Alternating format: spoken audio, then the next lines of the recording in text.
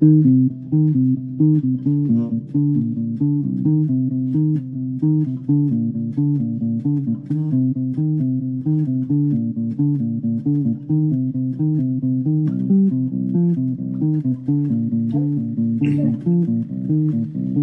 right, guys.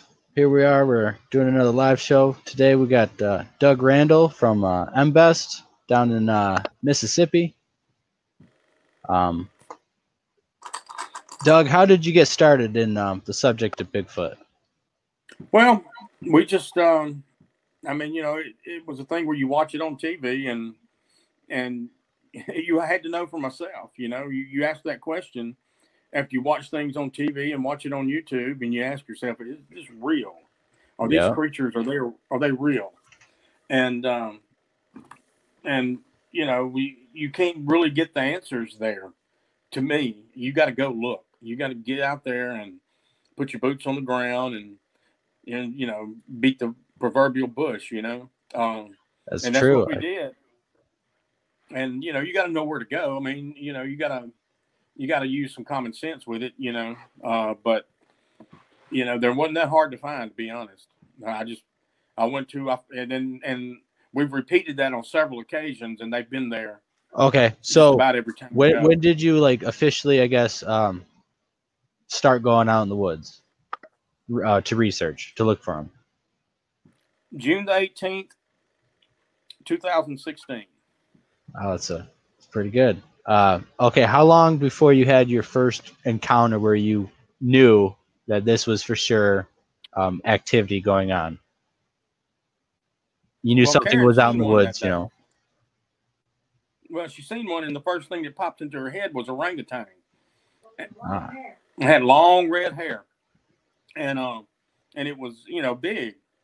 And so we walked over to where we thought we seen it, and where she thought she seen it. And then about 30 to 40 yards away, something broke a limb out of a tree that was green, about 30 feet long, and about between 10 and 15 inches in diameter. Snapped it like a twig, and it was 80 feet up in the tree. Wow. And because we went over there and found it. Yeah. And we went over there and found it. And then we found tracks over there and other things that you just don't see in the woods, you know? And, right. That's you when, know, go ahead. But actually, let me back up a second. We went to that May, we had went to a conference up in Bologna, Arkansas. Well, one of the hobbies that Karen and I've always had, because I love doing it, is just go to these game reserves and go out there and ride around and look around. Well, my wife got a call on the phone that my granddaughter had broke her arm, so we pulled over. Well, I stepped out of the truck to use the bathroom. There was a trackway right there. When I went over there to use the bathroom, there was a trackway. And that's actually what started it. And then on June 18th is when we actually went in the woods looking. Wow. Okay, so then you first had seen it and it was red and stuff, and then how long was that after? What? Say that again one time. How long was it before you seen it? Well, we went in the woods. We got up there about, we got up there right after daylight, you know. Okay. And we started going through the woods, walking around, and it was probably around 2 or 2:30 in the afternoon when we had the encounter. Wow. Okay. The same day. Wow. And then you guys decided to start doing it more full time. What was your guys' initial thought when you guys got home? Well, we had been watching people go through their videos and they were explaining how they looked for them in their videos. Well, I handed Karen my phone when we were leaving. We're going to meet my best friend because he was coming up here to go finish walking around with us. Well, she got to looking and she found it peeking at me right after. I mean, this was right after the limb broke. We have the video up on the YouTube channel. It was right after the limb broke. Karen found it in the video. It was a fork of a tree, and it was peeking at me through the fork of the tree like this. I mean, you can see the brow, the nose, the eyes, everything. And wow. And that's what kicked it off. That's what made me get in touch with MK Davis, and that's how I met MK. Yeah, because he's not too far. It's been on since then. You know. And, Yeah, because you got well, what's your YouTube channel that everyone can find the stuff on? Because I know you got a few different good videos. And I couldn't hear that one. what's your YouTube channel? Oh, well, you can just search it. It's MBVD, Mississippi Bigfoot Video Diaries. You can do just abbreviation search, and it'll pull it up. We've got probably around 30 videos up or Yeah. more. I haven't been able to put any up because of my internet situation here. Yeah. Because Well, you guys were seemed like I remember when I first came across you guys up on the Facebook groups and stuff through the community, and you guys were hitting hard going out there with your dog, and she was a great asset pointing things out. And you guys had a number of videos of good evidence of things climbing up trees, and if I'm right, a thermal video, right? Yeah, we've got some really good thermal stuff. Yep. We were that was in 2017, and Right. I actually shined my light in this one's face. I seen it. Right. So explain to people how you started getting that stuff. You're using your dog. Well, you know, he'd been going with us since he was 6 weeks old, and you know, when he was 6 months old, and we had the first encounter. Now, I'm not talking about going Bigfoot, just going out in the woods with us. And so he goes everywhere with us. And but they scared him that first day. That scared him when it happened. And you can see him in the video. I mean, he goes nuts. But since then, when we started habituating at Site 3, and they come in close to him, that really just kind of pointed him out. And he figured out he's smart. He's a blue heeler mix. And he figured out on his own that that's what we were looking for. And you can go down the road with this dog, and if he smells them, he lets you know. And he's got a bark that he only does when they're around. He won't do it any other time. Deer can run out in front of him, and he's like, "Oh, it's a deer." You know, a squirrel runs out in front of him, he just watches it. You know, he'll bark at a dog, a cow, and a Bigfoot. He don't like cows. Cows. There's always something else. Yeah. You know, I think that's amazing because that is a blue heeler is a hunting dog, and it's you train he's a hunting dog. Yeah, working dog, that's for sure. Yeah, so he's literally pointing and sniffing and trying to, and he figured out exactly what you guys are doing. And I think because of that, obviously you guys have got some good evidence. It kind of steers you where to kind of point things at. Oh, it really has. I mean, he's been a game changer. There's been many things we would have never gotten. I'd say 85% of what we have would come from him. Exactly. He's a big part of it. Karen and I don't consider ourselves researchers. I'm not a scientist by any means. I'm a searcher. Right. I go out there and look for them and find evidence if I can. I'm not a researcher by any means.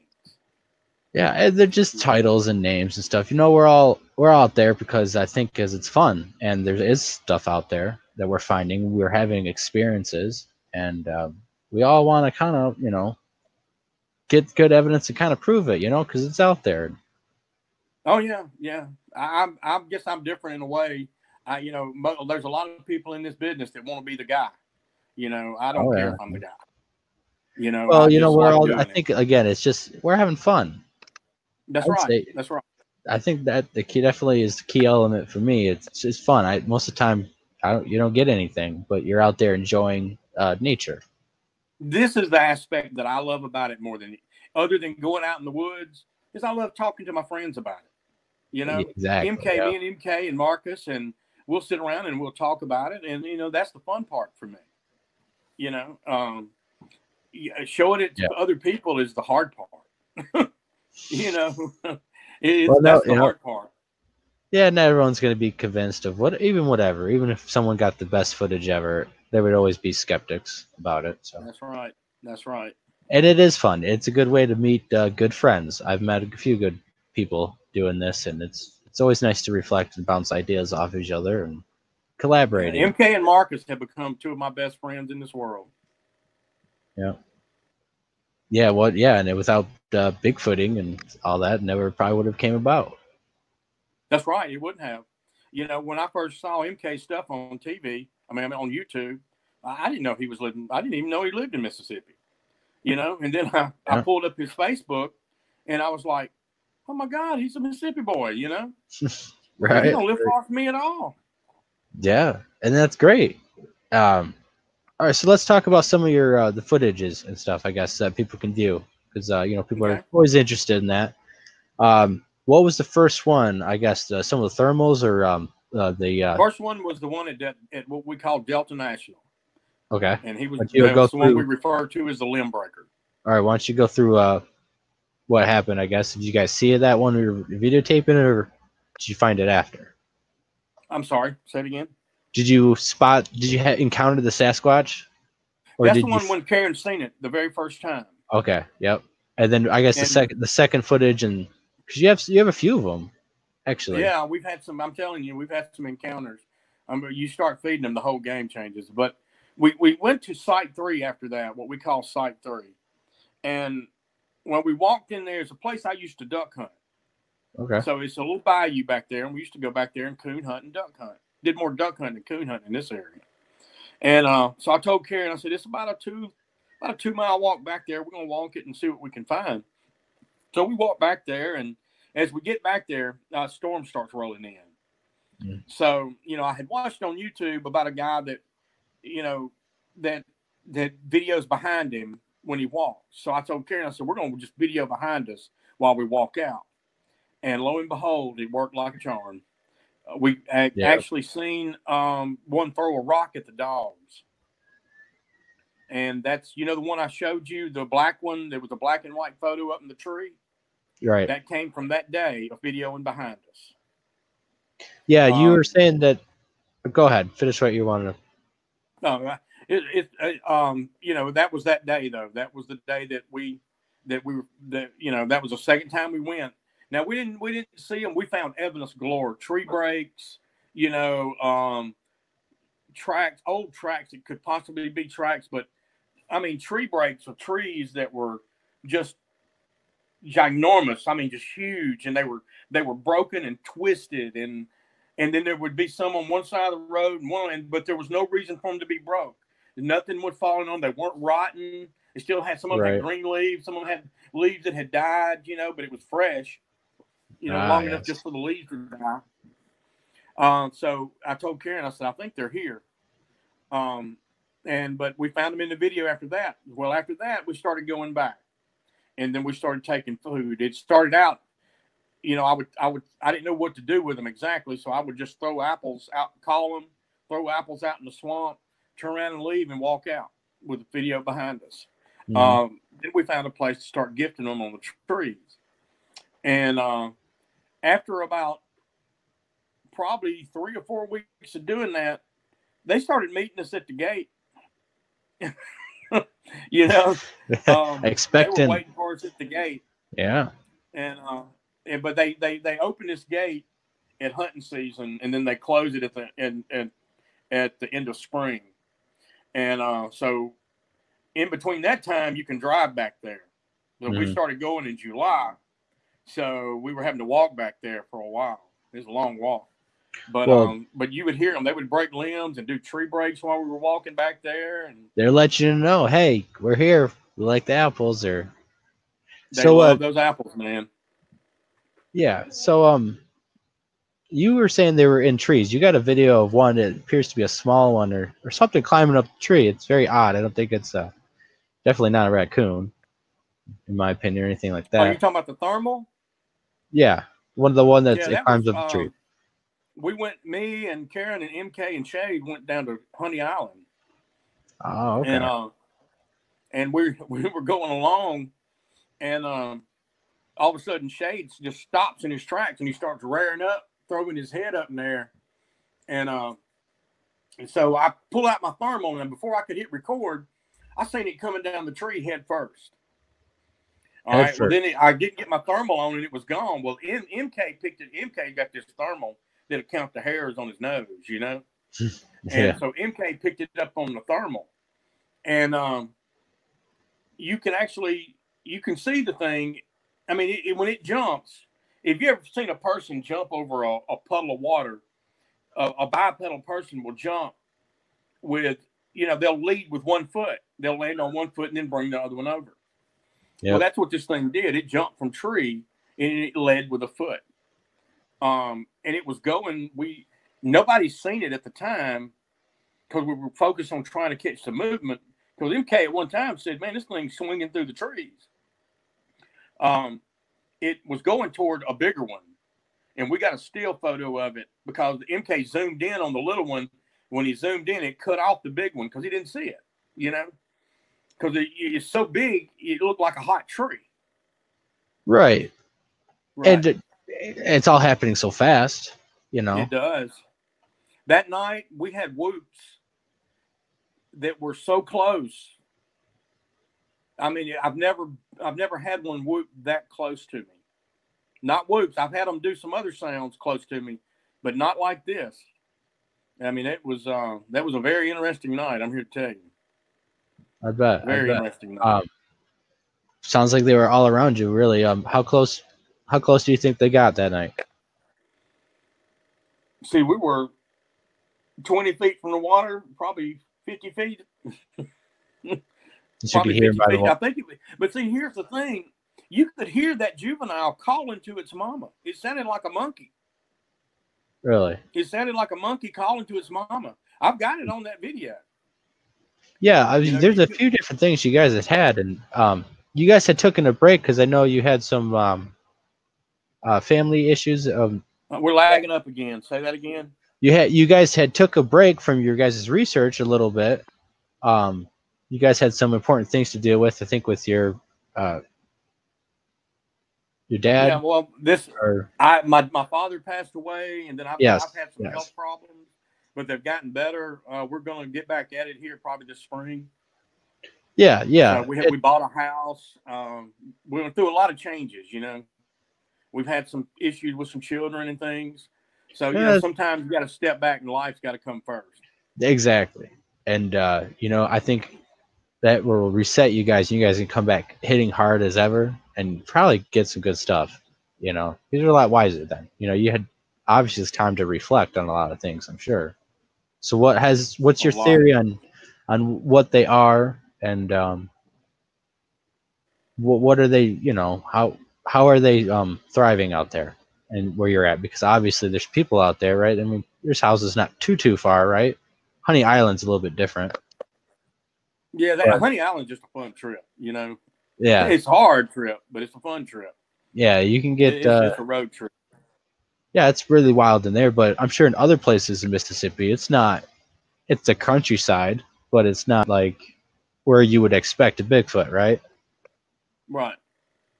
Right, so how do you think they're... well, no, I mean, you don't hear about it as much, but it's prime territory for them. It is. Well, I'm guessing where I'm getting at is that, America is pretty populated. We have 350 million people here, and we got Sasquatch pretty much in almost every state, so... Well, here's something I've learned about this thing.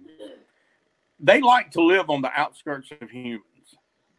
Yes. They like to live around us. We've got them here where we live.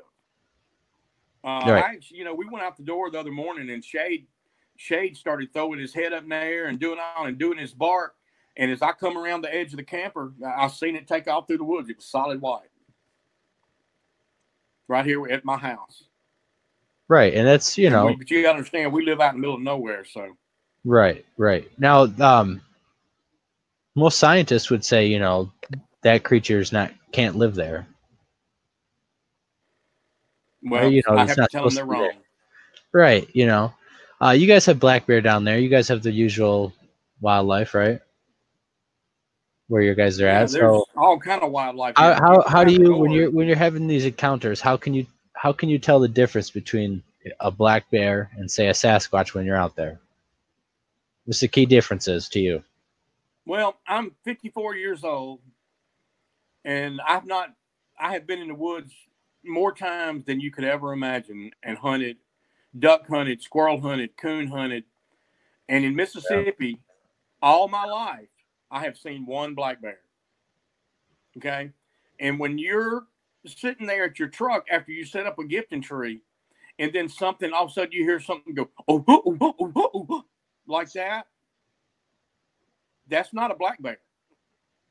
When Right. you have something rip a tree out of the ground that's 60 foot tall and about, oh man, probably 5 inches in diameter, and they pull it out by the roots, and you go and find the tree and it's green, and the smell is so strong when you get there that it makes you sick at your stomach, that's not a black bear. No, When no. you find a tree that is this big around, let me get it my phone. I mean, it was so big. I mean, it is a huge tree, this big Right. around, and it's just snapped about 6, 7 foot up in the air. The black bear's not going to do that. I couldn't break that.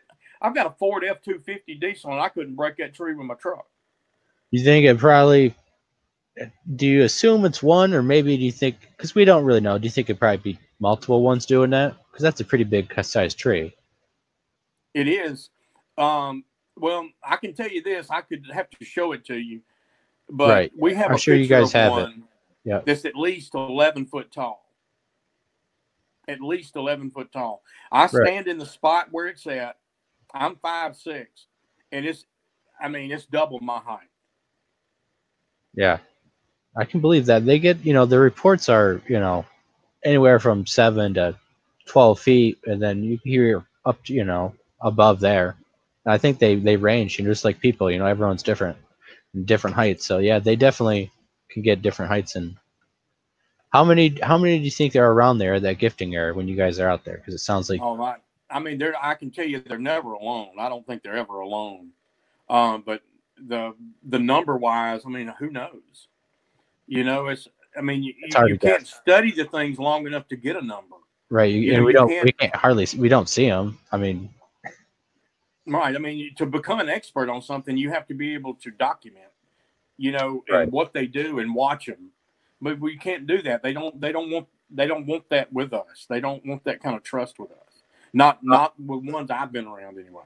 I think it's just the history of the two species. If you want, it always seems to go to crap, and we always end up killing each other. And they scare us. I think they probably realize that. They're big and intimidating. They scare us, and we tend to pull the trigger or. Oh, they hear the report of the gun. They see the game fall.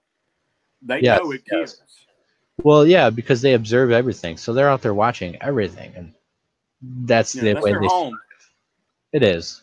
It's kind of ridiculous to say you would could outmatch them being out there in any way. They literally would just Anyway, people sneak. I think the way people video them or get evidence is because they want you to, or you do sneak up on them because they're doing other things. They're occupied and they're kind of focused on whatever they're doing. Because there's that famous I totally Mississippi. agree with that. Yeah, the one that it's tearing up the cypress roots and stuff. It's a really good video. The guy films it and he runs away, but I think most of the times that they want something to happen, it's because they want to. Yeah, I could see that. So I think there's been times that we'll set up the gifting tree and we won't leave right away, mhm. and they'll start breaking limbs because they want us to leave so that They they want can go get the apples. That's what I was going to Yeah. say. What kind of interactions have you been getting through the gifting process? Oh, they've been so close, man. I've got a video. I mean, it's a video of the different sounds and things that we've recorded out at Site 3. It's everything from a voice recorder we left out there that night. You can hear the bipedal steps, and you can hear it hit it with a stick.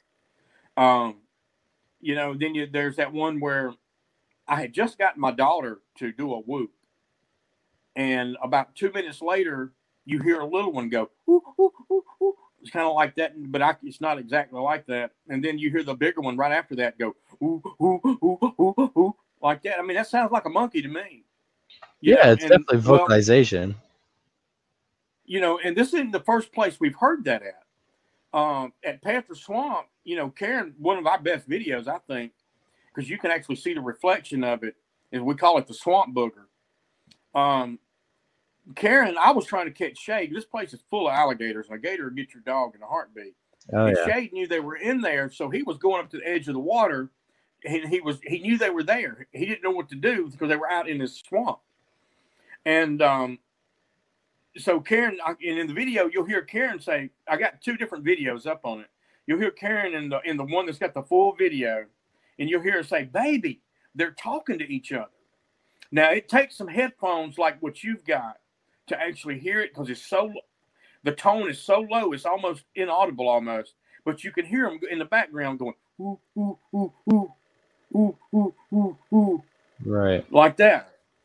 That's also the same area where we got the tree bender, what we call the tree bender, and you can see it in the background. It's a little choppy because I did this one different. I broke it down frame by frame, and then I didn't have a stabilization at that time, so MK stabilized it for me. But you can see it. It takes this tree and it bends it this way and looks at us and then bends it over like this. And this is a big tree, and it's out in the middle of a swamp, man. I'm talking an alligator-infested swamp. Well, and there was no wind that day, none. It was a dead, humid day. Well, they're out in the swamps with alligators. What do you think? They're wrestling them, and obviously they're the apex predator. Oh yeah, I would think so. You know, I don't know anything that could do anything to them.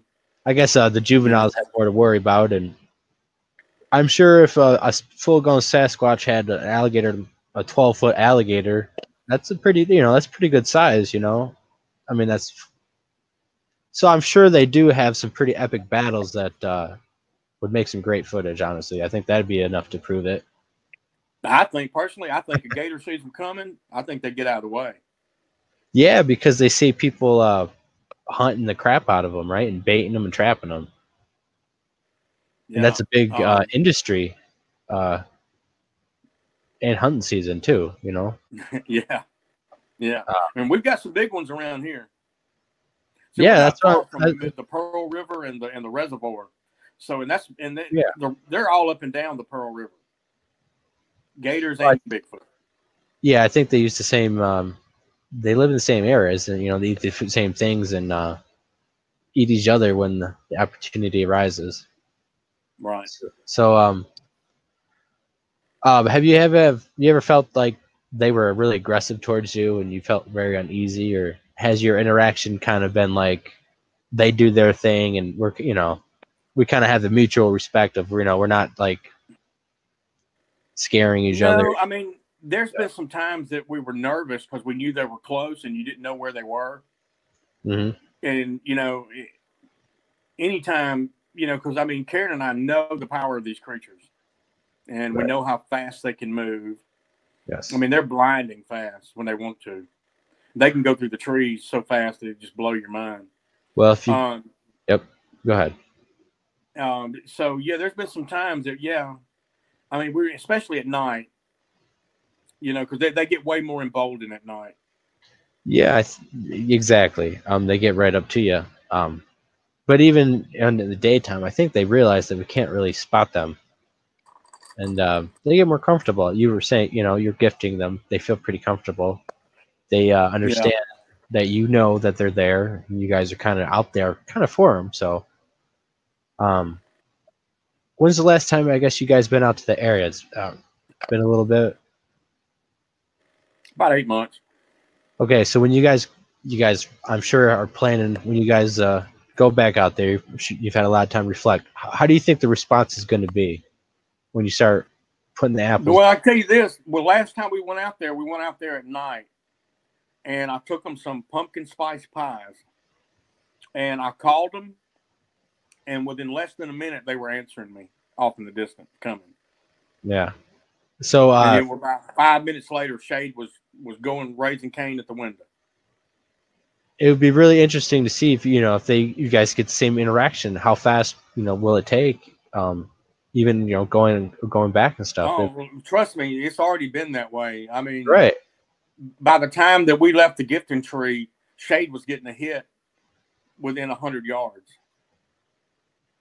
Yeah, and she's that blue tick, right? Blue tick or She's a blue tick. Froze up there. Sorry. Yeah. What kind of dog is she again? He's a blue heeler Catahoula Blue mix. heeler. Yes. Yeah. Great hunting dog. Hold on a second. Yep. Great hunting dog breed to have. Very trainable, very smart. So I think it's a great asset that he's been able to utilize. Here he is. Yeah. Smart little dogger. And yeah, he's sleepy. Yeah. He's looking at me like, you really woke me up for this. He's like, I don't want to be on camera today. Come on. He's the only dog I've ever seen that'll watch TV with us. Yeah. Well, I think, like I was saying, when you went to get him, that it's a great. He's a great asset to be able to use that. I think if we could get more people with dogs and stuff to be able to do that, I think you'd be able to get a lot. You got to be careful with them because they'll kill your dog, man. Right, and of course, you were saying there's other hazards like crocodiles or not crocodiles, alligators, and running off. Luckily she doesn't run off chase deer, but other dogs might chase other things. Have you ever thought about putting like a GoPro camera on the dog? I've done it. It bounces so bad you can't see nothing. Right. I did one on his chest, and I also tried one on his back, but it was, it bounces around so much that you can't. It's really. And I guess to get a good camera and stuff, it does cost money, and it's still going to be hard to see, But I thought that was interesting. I thought I had remembered. There's so many researchers out there and stuff that sometimes you get mixed about who's doing what. But I thought, I had seen some footage of you guys's. But I think that's a great asset. I think we need more people out there doing the things you're doing with the dog. Well, the one thing I taught him is I taught him to circle us, and he'll do about a 20-yard circle around us, and I'll talk to him while he's out there, and he'll circle us. And but the main thing is if when he does hit them and smells them, is for him not to chase them. That's if they get out of you. That's when the dog can get in trouble, when they get out of sight of you. But these out there know that he's with us. Right. And so they haven't really messed with him, and I hope they don't, because then that'll make me mad at them. So. Yeah, I think he's not too intimidating, right? He's not barking at him. He's not being violent. So I think they. He barks at them. I mean, he gets if they get around, he'll get between Karen and I and them, and he won't. He's like, y'all don't come any closer. He don't want them any closer. I guess that's his comfort zone. He's like, yep, this is it. Yeah. And maybe that's a good thing too. Because he senses it. He's he's scared at first. How do you think he reacts to him now? What do you think? Is he always scared of them, or is he? Oh, he's definitely scared of them. They've scared since then. They have scared. I mean, one time they had him almost encircled, and he was scared. He was really scared. He was coming back to us with his tail between his legs, turn around, barking with his hair stand up, and he'd put his tail between his legs, come back closer to us. Yeah, they scared him pretty good that day. But they throw rocks at him every now and then. Yeah. Well, he still gets out there and goes? He doesn't try to stay in the car or anything? No, he loves it. He lives for it to do it with us. Right. So he wants to please me. Whatever I want him to do, he wants to do. Yeah, he's a good breed of dog to do what you guys are doing, and I think you guys are gonna get a lot of good stuff. When you guys go back out there and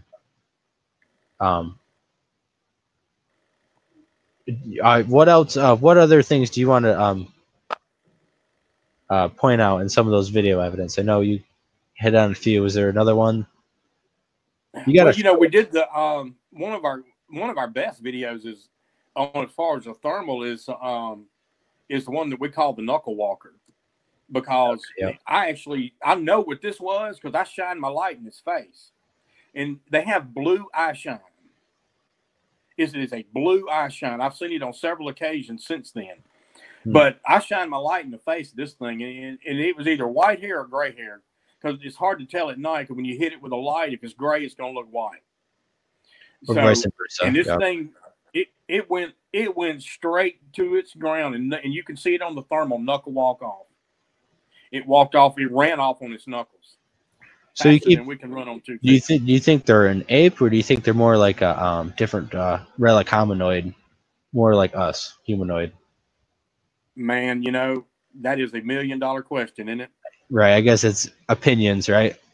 Yeah. All I can tell you is what I have witnessed and have noticed. I know for a fact that they make monkey noises. I've had some pretty good photos of them that looks like their mouth is kind of apish. It's a little the lips seem to be a little further down from the nose than a human. Um, I know they have a real pronounced brow ridge and a big nose, but it's a hooded nose like a human. I know they're extremely clever and intelligent. They Um, are. I think I haven't heard it, but Karen's heard them do this gibberish talk stuff. You know, so Hmm. we think they can communicate with vocals. Um, I think they're the ultimate survivor. Because everything they do is about survival. Everything they do. It is. You know, so I think they're the ultimate. They're the true survival man. They're You know, definitely built for this earth more than we are. We don't even have fur or hair to keep ourselves warm. right? We gotta use other animals to do that. Yeah, yeah. One thing we have been noticing is different type of tracks. Um, Yeah, you guys have you a got few one track that's casting, got the right? red toes. You got this funky. The ones that live near the swamps are these 3-toed, funky looking tracks. Over in They're Honey Island. different. You know, Mm. Hmm. it's a different track. It's more of a monkey foot than a looks more of a monkey foot than a human foot. Really? Yeah. You guys have a few casts you guys made, right? Have what? Footprint casts. Yeah, we've done some. Um, there's been times we found them and we didn't have the stuff to do it with. Like I said, I'm not a researcher. I know how that is. Um, Yeah. but we take photos of it. We usually take Mm-hmm. measurements of it. We've done a few casts here and there. I've given them to friends of mine. All right. Yeah. What do you think is about that? I guess the monkey toe or the misshapen toe. What do you think that's from? Is that deformities from, like, say, interbreeding, or that's just how? Man, I think it's just it's like you have different species of bears, or it's just maybe a different species of them. The ones in the swamp, they developed a different foot than the ones that live on different lands. Maybe it's an adaptive thing, but I don't know that. This is a guess. Right. Yeah, and all of it, most of the research and theories are just that. They're theories because it's all guesswork. We don't actually basically have anything. We have a lot of encounters with people. I've had a lot of good encounters. And you have too, that something's out there for real, and Oh yeah, we're experiencing stuff. It's like I tell people, Blake, and I get asked all the time, "What are they?" And I tell them, I say, "I have no idea what they are. I just know they are." Yes, and there is good video evidence. There's a lot of good audio evidence. I think we're getting more and more each and every year. I think this year is going to be good for everyone. But we basically don't know anything about what they actually do out there, or how they communicate, what their social structures are, how they do anything daily. We don't have from breakfast till they go to bed of anything, the routine. Right. It's all guess. We know that they watch us. They obviously get food. We have no idea what their intentions are. None. Yeah, hide from us mostly. That's about it. But yeah, Right. they're. I think because obviously we have better weapons that can definitely destroy them a lot easier than the Native Americans did. So they definitely fear us. But they why they don't just kill us, I don't know, because they could at any time. Well, There's I been think many times they could have killed us. I think they know they'll bring more people in the area. probably more so. people will start searching, and then more people with guns will come, and then if they see them, they're probably going to shoot them. They probably, I think the Native Americans, they had enough of that, and then they know that right now with guns and stuff, it's a lot easier for us to get the job done. Because I you would couldn't hear, imagine trying to fight one of those things. yeah, you would hear the stories of the natives after warfare, after however Yeah. long, depending on different stories and different cultures, years or months or even just a couple of days, they'd round them up to the cave, set the caves on fire, and so I think now But that they realize that we've always kind of not tolerated stuff like that. I guess enough is I enough. mean, we're armed when we go to the woods, but it's really not for them. It's for the snakes and the hogs. Yeah, you You know? guys got a lot of poisonous snakes and hogs, a lot of hogs, actually, right? Oh yeah, we got Big at hogs. Delta National. We got surrounded by about 20 of them one time. Wow. I just pulled my 9 out and shot it to the ground, and they were gone. That's good that Sure it still has the effect, but hopefully they don't get accustomed to, like some bears, the Dernabelle, right? They obviously in that situation, hopefully they don't get too brazen where the gunshot doesn't work. You actually start having to shoot them because they are a nuisance and they are very dangerous to your dog, especially. And that's another reason why I take dogs in the woods with me. Things are a lot less to mess with you with dogs around, because the dogs, they'll if the dog's worth the flip, he'll protect you. Exactly, So, and you know what? Their animals know that you use their dogs. It's a canine. It's a predator. It's something that they should run away from. Even a pig, it's going to run away or stand and fight. right. Well, see, my dogs are they're going to get between me and whatever's after me. So. And that's They how don't give me a chance to either kill it or get my dogs away from it. So. Right. Exactly.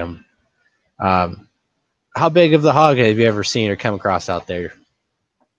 Biggest one I seen was back in the 90s. I was going duck hunting out at the same place where we seen the very first one, and it ran out along the side of my truck, a big old razorback, and I guarantee it was 400 pounds. Yeah. Easy. I think there was just recently one shot about that size somewhere down there. Yeah. This was a big hog, man. Yeah, that definitely would. Saying, please don't hit my truck. Yeah, or you don't want to stumble across that in the woods. It was running right beside my truck. I could have looked down and almost reached out the window and touched it. Wow, that's a pretty big boy. Mm-hmm. I'm glad he had sense enough to turn, because he was coming out of the woods, and when he seen my truck, he turned that way, and we were going side by side. Wow, so you got a pretty good look at him. Oh, I had a great look at him. Sure did. Look out my window, there he was. Yeah, I mean that would eat you. If that pig got you on the ground and killed JD, it would definitely eat you down to nothing. Oh yeah, you'd have to have a headshot. That's a monster. Yeah. Are they pretty bad down there? I always hear that they're just epically bad down in the south. Yeah, they are, and the Bigfoot follow them things. They right. That's part of their food. Wherever you find them, you'll find Bigfoot most of the time. But they're a big problem here. They eat up people's crops to the point to where they want you. The game wards want you to kill them no matter what. Just kill them. You don't even have to take them out. Yeah. Exactly, and I think the Bigfoot probably do their job at that. They like bacon. Oh yeah. Yes, they do. Yeah. So, is there anything else you want to talk about, get into, discuss? Things that we didn't talk about yet? Any counter? No, you ask me and I'll answer. How about that? All right. So, I guess you don't really know what they are, so you have that good, honest opinion about them, which I like. What do you think about the other hominoids or hominins? With the N. Different Bigfoots around the world. Like Yeti and Yarans from China, Yowies, and do you think they're maybe related subspecies or maybe completely different things? I think, I mean, this is just a guess again, but I mean, I'm pretty sure that you're seeing the same thing. They're just calling it something else. Right. Down here we call them skunk ape. Up northwest, they call them Sasquatch. You know. Exactly. I'm gonna plug my phone. My phone's going dead there, Blake. Oh, no problem. No problem. 1 second. Yeah, no problem. All right. All right. So, have you guys encountered any other cryptids out there? Any other strains, phenomenon? Oh, we lost him. Hopefully he'll be on real quick. Should be able to get back on real quick with the StreamYard app. And might take a little longer if his phone died, but anyways, I think I'll reiterate on some stuff. I think using the dog is a fantastic idea. Here he is. Awesome. Oh, I'm glad that we have you back so fast. Any other cryptid things? Yes. There've been some reports of some weird-looking dog creatures here, almost hyena-looking. I haven't seen one yet. Are they dogman or an actual hyena type of creature? Man, you know what? You tell me, we'll both know. I mean, because I have no idea. I guess NK and I went to a chupacabra thing one time. There you go. How'd that turn out? Well, supposedly, the guy, there was like a bunch of goats. I can't remember the number. It was a lot. But they had their heads or their throats sliced and their heads cut off, but there was no blood, and the innards were missing. So we left that area talking to that guy. We went to another man's house, and he explained how he's seen this dog-like creature on all fours. They seen it early one morning. It was still dark, and it would lower its head and run toward their dog, and it was two of them, and then run the dog off, and they'd go back to what they were doing. And now these are some credible people. All right. Well, we come out of the house from getting the interview. I turned Shade loose to go out there, and Shade goes nuts for no reason out there. But he goes. There's a bayou that runs behind their house, and Shade would go. He'd go up to that waters and just stand there and just stare across the water. And I'd call him. He'd come to me, and he'd go back. Never did see anything, but these people had no reason to make it up. Yeah, and the key thing I think you hit is that bayou or swamp area behind the house. Good habitat for them. Yeah. Or for any cryptid creature, because there's a lot of reports of different things out there. I've had experience with a few different things like ghosts and stuff. Have you guys ever counted orbs or anything out in the woods? Any sky lights in the sky? Yeah, at the lake house where that track I showed you, back in the 80s, baby? Huh? Where Mike and your mom seen that light over the lake. I think it was in the 80s. There was a green light, a round green light that came and hovered over the lake. It's a 72-acre lake. And you got to understand, there's a bunch of glass and open looking at this lake. And they said it was a green light, the round light that came and hovered over the lake and stayed there a few minutes and then shot up in the air and was gone. Wow. That's the only report I've had of it there. Okay. That's good. I mean, these are some, once again, credible people. All right. So, Area 3 you're talking about, you've been hunting there for a lot of years, the area you go to. Do you think that they recognized you before you started searching for them, that they, have you ever suspect? Go ahead. I mean, I've had things happen to me at Delta National and there, One night, me and a friend of mine, Willie, it was a cold night and the coons weren't moving much. The dogs were running a cold trail. So we turned the lights off. We were sitting on a log and, BS and just listening to the dogs run.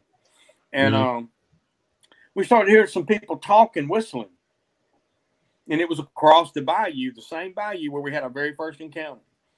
And I told Woody, I said, I hear some people, man. I said, but they ain't got a light. I said, you might think they might be lost. And but Willie made a statement. He said, what language are they speaking? Because he said it sounded like Japanese to him. And I said, I don't know. And so we finally hollered at him and said, hey, y'all okay? And he'd shut up. Never heard a thing again. I think you said a key element there is they don't have a light, which all hunters at night have a light going. Oh yeah, yeah. That's it. That's the number one thing, be able to spot whatever you're out there. And what do you think? So obviously, have you had any other interactions before you went squatching that you suspect now that it was them? Oh yeah, there's times like things being thrown at me, limbs breaking off in the distance. You know, one time I was hunting in a place called Elton Road. This is back in the early '80s, and I was standing up on a hill by a creek, a big creek, and I seen somebody walking through the woods. And it looked like they had a spotted hunting coat on. I think back, because I hollered at them, and they turned around and looked at me and just kept on walking. And you know, I just thought it was another hunter. You never made me believe it was a Bigfoot. What makes you suspect now, though? Just because the interaction, the reaction, the way person it acted. Person would probably wave at you, you know. Yeah, yeah. I would assume so. I thought it was funny that they didn't have a gun. They didn't have a gun I could see. Right. You know, I remember that. You know, what were you chalking it all up to, pretty though? Far off, though. Right. What were you chucking it up to? Like, you know, you're having these interactions. What would you think they were? Because you're blowing them off, or you're not thinking Bigfoot at the time. I just thought it was somebody in the woods, you know, scouting a place to hunt or fish, you know. Well, that's what you would be doing, right? Right. And then there was another time in Byram, a place called Byram, that we used to squirrel hunt out there. And I seen something, and it was in the creek, and it was a sandy color, and it was very bushy. And all I saw was the ass end take off. But it wasn't a deer. It absolutely wasn't a deer. Or a bear? And it was big. No, it wasn't a bear. Not there. You might see bears up in the Delta National, but like I said, there's just no telling how many hours and hours I've spent at these places hunting, man. And I ain't never seen a bear. My whole time, in 54 years, I found one bear track my whole life. Yeah, I say. Tell me. Well, I haven't been in the woods as long as you, but I think seeing a black bear here where I'm at is pretty rare, and I've had more interaction with Sasquatch than a black bear. So I think I guess that's my next question: is what's your guess on how many there are, say in Mississippi where you're at, but then all across America or North America? Oh my God! What about in your state? Break it down first in your state. From the interaction you're having where you're going, that you have to. I'm gonna do what I think the groups and the clans, or whatever you want to call them, troops in my area, the ones that we work with, I'd say probably at 2,000 or 3,000, maybe 2,000 or 3,000 in the Bienville Forest, maybe 1,000 in Delta, or 2,000 or 3,000 at Delta National. In some of the smaller game areas, maybe 100. Okay, so state-wise, a lot. Yeah, a lot. I think they're very, very healthy population of them. I agree. Where I'm at, I think that's the same thing. Is you got a healthy population. You don't need some epic mountain range to find them. In fact, I think it might be a little harder to find them that way than in some of the places that we're going or you're going. Here's the deal around here. They like to be close to humans. They live on the outskirts of us. They do. You know, the wider the area you look, the harder it is going to be to find them. Exactly. That's what I think I found. And it makes sense, you know. It's obviously harder to track something out there, but why do you think they're so close? Is it just because they have to, or because they like You to? know, it's like water. It's going to take the path of least resistance. You know, we provide food. Whether you know it or not, you may provide shelter for them too when you're not around. If you have an open barn, if you have hay bales, if you've got a boat like a pontoon boat with boards and it can crawl under and get out of weather, you know, then deer feeding in your yard, squirrels in your yard, rabbits in your yard. If you got chickens where they can get eggs, or the feed and stuff. That's what it's about. And you know, if you've got a lake with a bunch of frogs and fish, you know, I mean, that's what it's about. And modern humans are not they're not patrolling their property or anything. They're not night hunting as much, and they're not aware. So I think they realize that, hey, most of these people don't realize that we're out here in their backyard. I think a lot of the reason that's why they come out at night is because they know we're asleep at night, and that's when they do their. That's when they do their thing. It's a big shift between the Native Americans and us. We have firearms, but we don't go outside at night as much, and we don't. We're not observant in the woods at all, and our nighttime activities of, like, say, guarding the village and guarding everything, and it's not there anymore. We don't have that sense of natural instinct to be able to stay up and watch for the monsters at night. You're inside with the TV going, or exactly computer going, or your feet are kicked up. Another thing, and this is a trick that we started doing with our thermal.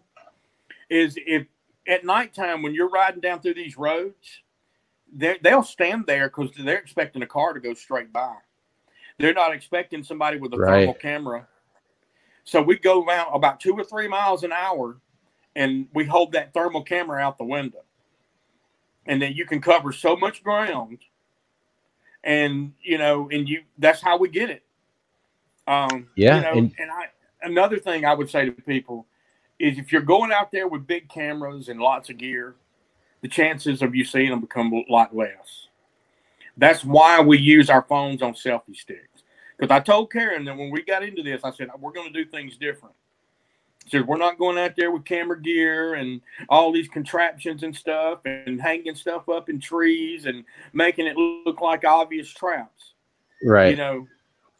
We're going to feed them, and then we're going to use as little bit of equipment as we can. And that's our reasoning. So we got the best phones we could get with the best cameras. Like, I got a phone now that shoot 4K video. There you go. I bought a drone. I've got a drone. I've got a GoPro drone that I can fly and look if I want to use that now. Yeah, I love GoPros. I got one. Great small camera. Mine has actually got a handheld stabilizer on it, so that the video is completely stable at all times. There you go. Yep.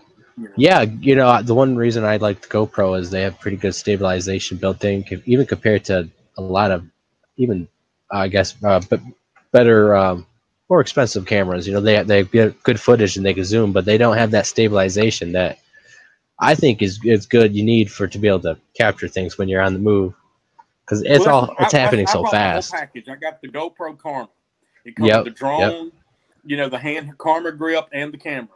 Yeah, that's the Hero 5, but it's still a 4K camera. So and with the Karma grip, that's perfect stabilization. I mean, that's some good gear. And it's small. I like it because it's small too. Like you said, you don't want a big contraption, because even if they don't know what it is, they know it's some sort of thing that we are using in the environment. And they don't know if it's going to shoot them or what, but they easily can tell camera traps, game cameras. I think so. Animals do. Deer routinely. You can watch videos all day of the animals looking at the trail camera, or sniffing it or licking it. They know it's there. Now, most of the time they don't. They're like, whatever. But a Bigfoot will know that, hey, this is something that's not supposed to be here. It's whatever it's doing. It's not. We shouldn't interact with it. Yeah, that's right. They're pretty dang smart. Oh yeah. Well, they like I said, when we go to Site 3, they know we're there for them. So they're watching us. They know we're bringing food. Well, I think do you have any regrets about feeding them? I know a lot of people about the habituation thing. It's kind of on the fence because you could have good and bad. Only thing I would suggest is don't do it around your home, right? Because it does change. You know, if you know they're around your home, the best thing to do is to leave them alone and not acknowledge them, but be aware at all times. Right, because you don't want them to just, I guess, interact with your home all the time. And no, I don't want them to interact with my home at all. Right. Yeah, it's uneasy. You know, always kind of have to look over your back or worry. Or if you have grandkids or anything, you know, you can't leave them in the backyard. That's the key. Right, exactly. You know, you can't trust the backyard to be safe anymore. That's right. That's right. But we always have to watch out with other animals, coyotes and snakes and stuff where you guys are at. So I think, what do you think it's going to take for most people to acknowledge Bigfoot is real? Not a body, not the scientific world, but just public. No, anybody. For the whole world to know that they're real, it's going to take a body. Right. And probably most people, they're going to have to look at it. I'm just saying. Yeah, good hard look, right? Right. Have you found any hair or anything, any DNA type of material? Not really, but then again, I'm gonna tell you, I'm not a researcher. I don't. Right. I don't really look for that kind of stuff. I thought I found some hair one time, but it ended up being something else. Well, that happens, you know. I found some red hair on my fence out here. Now I don't know what it's from, but I did find some red hair. But it wasn't the same color. The red ones that we've got photos of, or in the one Karen seen, it was the color of an orangutan. It looked just like orangutan. And you said they were making monkey noises. You know, I went out, did a little scout trip with James, and we heard what sounded like an orangutan whoop or call. Yeah. You can Google it. I can't name the exact, what kind of call it is, but you can listen through, and it sounded like an orangutan. And there's no orangutans in Michigan, I guess, if there's exotic animals, but that, do you have what's the exotic animal laws down there real quick, I guess? Because here in Michigan, you used to be able to you can have just about anything you want here as long as your county and your city allows it. Right. So yeah, I think that's the same here. But most of the time when those things escape, people notify the authorities, or even if not, I guess. Island, when we went down to Honey Island, we all stopped before we got in the woods. We stopped and got something to eat. Well, we were wearing our MBEST shirts. This woman calls Karen off to the side and says, "Hey, do y'all know what to do about a monkey?" She said, "We've got an orangutan staying around our house." Ain't that what she said, Karen? Yeah. And it's not an orangutan. It's a Bigfoot, right? Yeah. But she's rationalizing an orangutan or someone's pet that got loose, possibly. Right. Yeah, I think there's a primate study thing down in Louisiana, but I don't think they have orangutan. And they would notice real fast if one of their monkey or apes got loose. Right. Is there anything else you want to say real quick before we get off? It's been an hour, and we usually cut it off about there. Well, I tell you this, man, you got an open invitation to come down here and go with us anytime you want. I appreciate that, and same here. If you're ever up here in Michigan, up north, I'll definitely take you to some spots, man. I appreciate that. Hopefully in the future, Hopefully in the future, I'd like to take you up on that. All right, sounds good, man. Me and you and MK, we'll all get together and we'll hit the woods, man. That would be amazing. I appreciate that. Yeah. What's your YouTube channel again? How can people find you? Where do you? You can you can search on YouTube for Mississippi Bigfoot Video Diaries. It'll come up with a picture of Shade.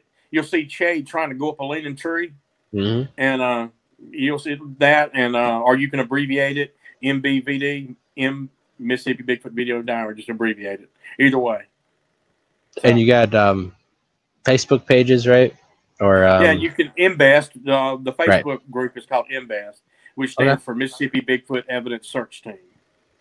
All right, so everyone, check out his stuff. I appreciate having you on, Doug. Anytime, man. Yeah, we'll have to get you guys out back on again. Stuff. Definitely. Yeah, Karen will be feeling better by then, probably, and I'm sure she'd love to do it. So. Yeah, of course. I'd love to have you on. I'll definitely take you up on that. So yeah, I like to have my partner here, man. Yeah, we will have set up Shade a little bit too. She can be in the picture. Well, thank you everyone for viewing this. Spending your time viewing the content on YouTube. I hope you guys all enjoyed this interview. I know I did. Thank you again, Doug. Hope to be seeing more of your stuff, and everyone should definitely check out the content on YouTube. Thanks again, everyone. Yeah, if I get the internet going better, I got some stuff to post. So I got some new videos awesome. If I can get the internet going better. So awesome. Well, guys, check it out. So tune in for next week. We'll have another live show. I'll be posting some more stuff I did recently and some interesting evidence I've been saving. So you guys look for that. All right. So you guys have a good night. We'll talk to you later. You too, man. Great to meet you, buddy. Bye-bye.